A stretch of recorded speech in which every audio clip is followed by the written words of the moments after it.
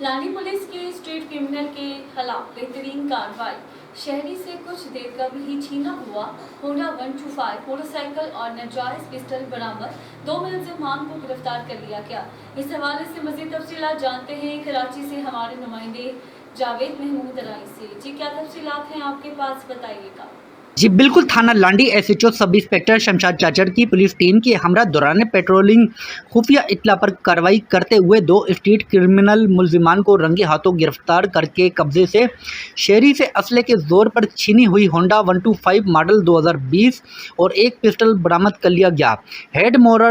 Head constable उमेर के मुताबिक गिरफ्तार मुलजिमान की शनाख्त मोहम्मद नुमान वल्द मोहम्मद मुश्ताक और आमिर अली वल्द मोहम्मद अली के नाम से हुई है।